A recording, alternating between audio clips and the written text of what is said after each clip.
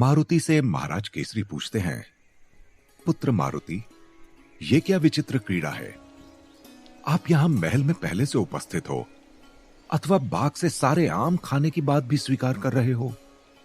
ये दोनों कार्य एक साथ कैसे संभव हैं? और ऐसा करने का कारण क्या है? ये सुनकर बाल मारुति कहते हैं, वास्तविकता तो यह है पिताश्री कि हमने बाग में माली को सारे मीठे आम छुपाकर अलग बोरी में रखते हुए देखा। तब हमने उनसे पूछा, अरे माली काका, आप इन मीठे फलों को अलग स्थान पर क्यों रख रहे हो? तब माली काका ने हमको डांटते हुए कहा, अरे मूर्ख बालक, ये सारे आम मैं अपने घर ले जाऊंगा और सारे स्वाद रहित आम बाजार में ग्रामवासियों के लिए जाएंगे।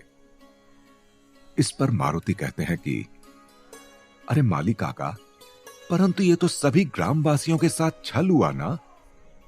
माली झुंझलाते हुए कहता है, अरे दुष्ट बालक, तुम क्या हमेशा ही इतने प्रश्न पूछते हो? चलो भागो यहां से, नहीं तो हम सबसे कह देंगे कि सारे मीठे आम तुम खा गए हो। इसी कारणवश हमें बाजार में स्वाद रहित आम बेचने पड़े। फिर मारुति महाराज केसरी से आगे कहते हैं कि पिताश्री, आप माली काका को दंड मत दीजिए, लेकिन माली काका से यह वचन अवश्य ले लीजिए कि भविष्य में वो मीठे आमों की चोरी के तहत ग्रामवासियों से छल ना करें। महाराज केसरी नन्हे मारुति की बात सुनकर माली को कड़े स्वर में कहते हैं, सुनो माली, हम तुम्हें यह चेतावनी देते हैं कि भविष्य में अगर तुमने ऐसा अपराध किया तो तुम्हें आम के पेड़ से बांधकर दंड स्वरूप 100 कोड़े मारे जाएंगे। इतना सुनकर माली ने महाराज के समक्ष हाथ जोड़कर गिड़गिड़ाते हुए कहा, महाराज, हमें क्षमा कर दें, मेरा अपराध दंडनीय है, परंतु मैं आगे से भविष्य में कोई ऐसा कार्य नहीं करूंगा जिससे ग्रामवासियों के साथ छल हो। तत्पश्चात महाराज केसरी के बोलने से पहले मारुति नटखट तोतले स्वर में बोल पड़े, और सुनो माली काका, भविष्य में हमें और हमारे साथियों को आम भी मुफ्त में मिलने चाहिए। वहीं राजमहल में उपस्थित सारे लोग बाल मारुति की यह बात सुनकर हंसने लगते हैं। तब माता अंजनी महाराज केसरी से कहती हैं, इस माली और आम की भूल भुलैया में हम तो भूल ही गए कि हमें मारुति के जन्मोत्सव के भोज का निमंत्रण देने भी जाना है, क्योंकि आज इस नटखट मारुति का 5वां जन्म दिवस भी है। अपनी माता की ये बात सुनकर मारुति चहक उठते हैं और अपनी माता से कहते हैं, माताश्री, माताश्री, क्या हम अपने जन्म दिवस का निमंत्रण ग्रामवासियों को स्वयं दे आए? माता अंजनी कहती हैं, अच्छा युवराज मारुति, आप अपने जन्म दिवस का निमंत्रण स्वयं देंगे? और क्या हम जान सकते हैं कि आप निमंत्रण क्यों देना चाहते हैं? नन्हे मारुति इतराते हुए तोतली आवाज में माता से कहते हैं, अरे माताश्री, वो हम आपको कुछ समय पश्चात बता देंगे। अभी हम जा रहे हैं सभी को भोज के लिए निमंत्रण देने। इतना कहते ही मारुति नन्हे कदमों के साथ भाग खड़े होते हैं और माता अंजनी पीछे से मारुति, मारुति कहकर उन्हें पुकारती रहती हैं। लेकिन मारुति कहां किसी की सुनने वाले थे। महल से निकलने के पश्चात मारुति ग्रामवासियों के घर जाकर द्वार खुलवाते हैं और द्वार खुलते ही एक काकी बाहर आकर कहती हैं, अरे मारुति, तुम आज अकेले कहां फुदकते फिर रहे हो? और आज तुम्हारा मेरी कुटिया में कैसे आना हुआ? फिर मारुति बूढ़ी काकी से चहकते हुए कहते हैं, काकी, आज हमारा जन्म दिवस है, आप अपने पूरे परिवार सहित हमारे यहां पधारिएगा और खाली हाथ मत आइएगा, हमारे लिए उपहार स्वरूप कुछ लेकर आइएगा। तत्पश्चात वो काकी मारुति से बहुत धीमे स्वर में मुस्कुराती हुई कहती हैं, अच्छा तो ये बात है, हमारा मारुति अपनी इच्छा अनुसार उपहार चाहता है, इसलिए इतना श्रम कर रहा है पूरे गांव में निमंत्रण देने का। अच्छा तो मारुति ये बताओ कि क्या भेंट चाहिए आपको आपके जन्म दिवस पर? मारुति फिर काकी से बहुत धीमे स्वर में तुतलाते हुए कहते हैं, अरे काकी, तनिक नीचे बैठो, हम आपके कान में बताते हैं कि हमें क्या उपहार चाहिए, अन्यथा कोई सुन लेगा तो समस्या हो जाएगी। काकी नीचे बैठकर कान मारुति की तरफ करती हैं, तो मारुति फुसफुसाते हुए उन्हें उपहार की बात बता देते हैं। काकी, अच्छा अब हम चलते हैं, आप हमारे लिए उपहार लाना मत भूलना। और हम अब प्रस्थान करते हैं, हमें और भी लोगों के यहां जाना है भोज का निमंत्रण देने। काकी नन्हे मारुति के चले जाने पर भी स्वयं से हंसते हुए कहती हैं, ईश्वर ने इस छोटे से बालक में इतनी बुद्धि और चंचलता एक साथ समाहित कर दी है। यह अवश्य कुछ विशेष कार्य हेतु धरती पर आया है। हे शंभु कैलाशपति, हर ले सब असुरों की मति। एक तरफ जहां मारुति गांव में सभी को अपने जन्म दिवस पर निमंत्रण देने के लिए निकल पड़े हैं, वहीं दूसरी तरफ माता अंजनी ने जामवंत जी से कहा, जामवंत जी, मारुति अपने जन्म दिवस का निमंत्रण पूरे ग्राम में देने गए हैं और महाशय अभी तक लौटे नहीं हैं। आप तनिक पता लगाइए कि कहीं अपने मित्रों के साथ फिर से कोई उद्दंडता ना कर रहे हो।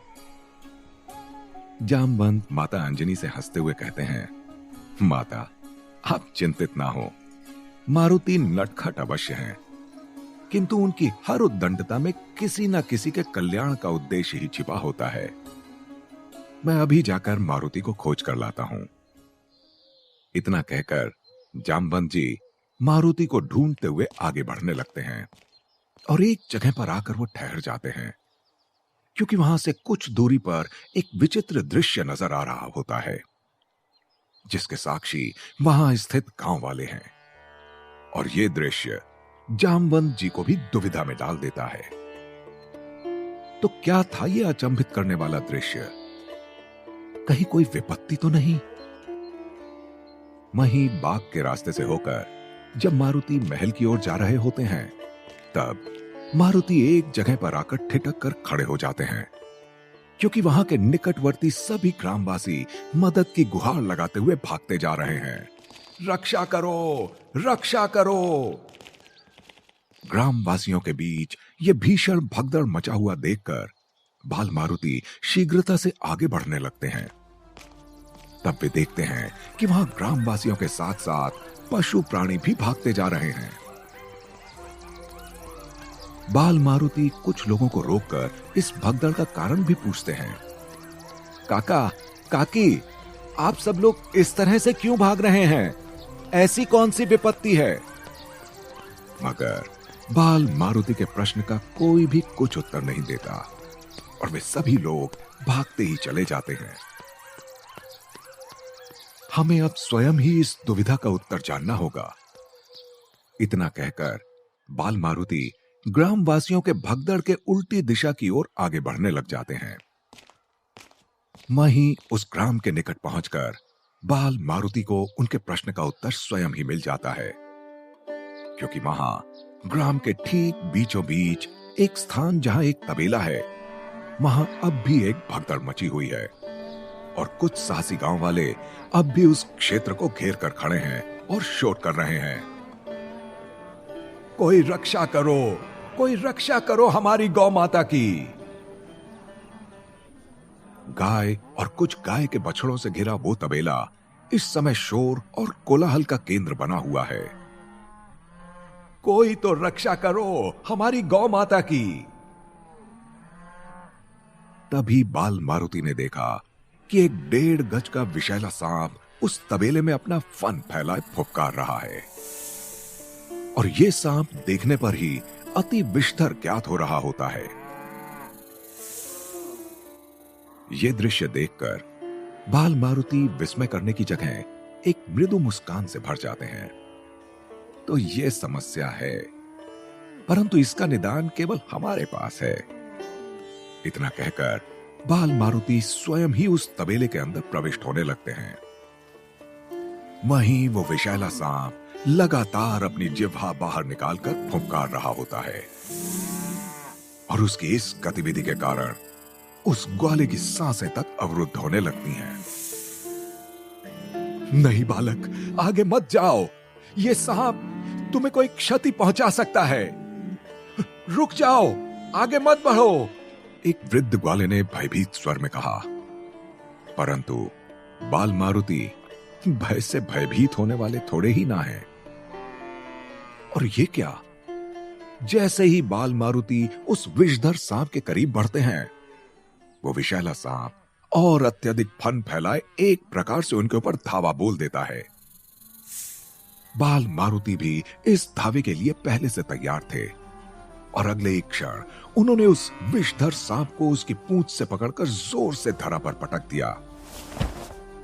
हमारे संग दुस्साहस, तुम हमें क्षति पहुंचाओगे, बाल मारुति ने सांप की पूंछ पकड़े हुए कहा। और अभी वो विषधर सांप संभल भी नहीं पाया था कि उसके अगले ही क्षण मारुति ने उस सांप को धूल चटाना प्रारंभ कर दिया। वहीं ये दृश्य देखकर गांव वाले और कई ग्वाले अचंभित हो रहे हैं। अंत में उस विषधर सांप ने भी अपनी हार स्वीकार कर ली। वहीं अगले ही क्षण उस सांप ने कुछ ऐसा किया जिसे देखकर वहां उपस्थित सभी लोग और अत्यधिक अचंभित रह गए, क्योंकि वो विषधर सांप बाल मारुति के शरीर पर धीरे धीरे चढ़ता हुआ उनकी गर्दन पर विराजमान हो गया। उस सांप के गर्दन पर विराज करते ही बाल मारुति मंद मंद मुस्कुराने लगे। वहीं ये सब देख रहे लोग आपस में बातें करने लगे कि ये नन्हा सा बालक ये दिव्य चमत्कार कैसे कर सकता है, और वे सभी लोग नतमस्तक होकर प्रणाम करने लगे। यह अवश्य शिव शंभु महादेव की कृपा है। हे भोलेनाथ, हे देवों के देव महादेव। वहीं इस घटना के उपरांत बाल मारुति उस सांप के साथ वहां से चले आए और उन्होंने जंगल के रास्ते उस सांप को छोड़ दिया। और उस विषधर सांप को जाते देखकर बाल मारुति के अधरों पर एक मृदु मुस्कान छाई हुई है। वहीं ये सब कुछ होता हुआ प्रभु जामवंत जी देख रहे होते हैं और वे स्वयं से कहते हैं, ये बालक कोई साधारण बालक नहीं है, इसमें कुछ अद्भुत शक्तियां अवश्य हैं। वहीं मारुति दौड़ते हुए महल की ओर बढ़ने लग जाते हैं, परंतु मार्ग में आते हुए मारुति एक बैल को रास्ते के बीच में बैठा देखते हैं तो ठिठक जाते हैं, क्योंकि वो बैल एक तो अति विशाल काय है और दूसरे की वो मार्ग के बीचों बीच बैठा है, जिससे मार्ग बाधित हो गया एवं मार्ग पर भीड़ इकट्ठा हो गई है। लेकिन उस बैल की विशालता को देखकर कोई उसे वहां से भगाने का साहस तक नहीं जुटा पा रहा है। जब ये दृश्य मारुति ने देखा तो वो अपने मस्तक पर हाथ मारते हुए कहते हैं कि हे ईश्वर, क्या हम इतनी सी आयु में सबके कष्ट हरने के लिए आए हैं? लगता है इस बैल को भी हमें ही मार्ग से हटाकर मार्ग को बाधा मुक्त करना होगा। इतना कहकर मारुति बैल के निकट जाते हैं और बैल को कुछ पत्ते दिखाते हुए तोतले स्वर में कहते हैं कि सुनो मित्र, एक तो तुम मार्ग पर बैठे हो, ऊपर से तुम इतने बड़े हो कि सब लोग तुमसे डरकर पीछे खड़े हैं। अतः हमारा इस नगर के युवराज होने के नाते दायित्व बनता है कि हम तुम्हें यहां से हटाकर लोगों का संकट हरे। परंतु तुम अगर हमें अपनी पीठ पर बैठाकर हमारे महल तक पहुंचा दो तो तुम्हें हमारे जन्म दिवस पर भोज में सम्मिलित होने का अवसर प्राप्त हो सकता है। मारुति को भले ही अपने शिव के अवतार होने का सत्य अभी ज्ञात ना हुआ हो, लेकिन वो बैल कोई और नहीं, नंदी है, और उन्होंने अपने इष्ट को क्षण भर में पहचान लिया और प्रसन्नता से मारुति के प्रस्ताव पर गर्दन हिलाकर स्वीकृति दे दी। फिर क्या था, मारुति झट से बैल की पीठ पर बैठ गए और नंदी भी झूमते हुए मारुति को आगे लेकर चल दिए। उधर माता अंजनी महल के मुख्य द्वार पर होते शोर को सुनकर बाहर आती हैं तो देखती हैं कि मारुति बैल पर बैठे द्वार पर खड़े हैं। तभी भागते हुए प्रभु जामवंत और महल के अंदर से महाराज केसरी भी आ जाते हैं और द्वार पर होता कोलाहल देखकर मारुति से पूछते हैं, पुत्र मारुति, ये क्या है? तुम बैल पर बैठे क्यों घूम रहे हो? अगर नीचे गिरे तो चोट लग जाएगी। मारुति अपने पिता से तुतलाते हुए कहते हैं, अरे पिताश्री, ये हमारा मित्र है, हमें आघात कैसे पहुंचा सकता है? वो तो हम पूरे गांव में अपने जन्म दिवस का निमंत्रण देने गए थे, इसलिए थक गए। फिर हमें मार्ग में यही बैठा हुआ मिल गया, तो हमने इसे कुछ पत्ते खिलाए और पूछा कि क्या हमें हमारे महल तक ले चलोगे अपनी पीठ पर? तो इसने मस्तक हिलाकर स्वीकृति दे दी, इसलिए हम इसे यहां तक ले आए। माता अंजनी महाराज केसरी से खिलखिलाते हुए कहती हैं, देख रहे हैं महाराज, आज तक हमारा पुत्र केवल मनुष्यों से ही मित्रता करता था, लेकिन आज तो इसने पशुओं से भी मित्रता का गुण सीख लिया है। कैसे आराम से बैल पर विराजमान है, जैसे भगवान शिव नंदी पर बैठे हो।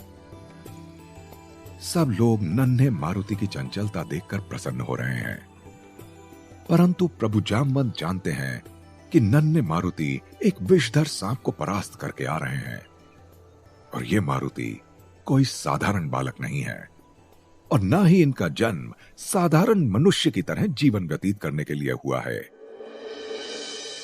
कुछ समय के पश्चात जामवंत अपने हृदय की व्याकुलता शांत करने के लिए अपनी कुटिया में ब्रह्मदेव का ध्यान करते हैं, और कुछ समय उपरांत ब्रह्मदेव स्वयं वहां उपस्थित होते हैं। प्रणाम ब्रह्मदेव। प्रणाम। तत्पश्चात ब्रह्मदेव जामवंत से कहते हैं, हम जानते हैं तुम्हारी व्याकुलता का कारण, क्योंकि मारुति वास्तविक रूप में भगवान शिव का ही अवतार है, और उनका अवतार ही धरती पर इसलिए हुआ है कि वे भगवान विष्णु के परम भक्त के रूप में अपना जीवन व्यतीत कर सकें। क्योंकि भगवान विष्णु का अवतार पृथ्वी पर होगा निश्चय ही राजकुल में, परंतु वे अपना अधिकतम समय और कार्य एक सन्यासी योद्धा के रूप में संपन्न करेंगे। अतः भगवान विष्णु को किसी ऐसे भक्त की आवश्यकता होगी जो आजीवन उनके कार्य में सहायता करें एवं किसी भी बाधा के समक्ष पर्वत स्वरूप स्थिर खड़ा रहे। तब जामवंत ब्रह्मदेव से कहते हैं, धन्य हो ब्रह्मदेव कि आपने एवं भगवान विष्णु ने इतनी बड़ी लीला में इतना बड़ा कार्य इस तुच्छ भक्त को सौंपा। मैं सदा आपका कृतज्ञ रहूंगा। साथ ही ब्रह्मदेव ने प्रभु जामवंत से एक महत्वपूर्ण कार्य भी सुपुर्द करते हुए कहते हैं, जामवंत, तुम्हें ही मारुति के हृदय में भगवान विष्णु और प्रभु राम के प्रति भक्ति जागृत करनी होगी, तथा मारुति को प्रभु राम से मिलने तक का मार्ग प्राप्त करने में सहायता भी प्रदान करनी होगी। जामवंत जी ब्रह्मदेव से कहते हैं, जो आज्ञा ब्रह्मदेव। मैं भगवान विष्णु की इस लीला में अपना पात्र पूरी निष्ठा से निर्वाह करूंगा। तत्पश्चात प्रभु जामवंत अपना कार्य प्रारंभ करने के लिए अभी अग्रसर हुए ही हैं कि नन्हे मारुति के जन्मोत्सव का कार्यक्रम प्रारंभ हो गया, और चारों दिशाओं में मंगल ध्वनियों में वाद्य यंत्र की ध्वनियां सुनाई देने लगती हैं। हर जगह उत्सव शुरू हो जाता है, परंतु इस उत्सव में भी एक आश्चर्यजनक घटना ने माता अंजनी और महाराज केसरी के साथ सबका ध्यान अपनी ओर आकर्षित कर ही लिया। तो क्या हुआ आगे इस कथा में? क्या है वो रहस्यमय घटना जिसने महाराज केसरी और माता अंजनी का ध्यान अपनी ओर आकर्षित कर लिया? क्या हुआ बाल मारुति के जन्मोत्सव के दिन? क्या मारुति के जन्मोत्सव में कोई बाधा आ जाएगी? जानने के लिए आपको सुनना होगा हनुमान।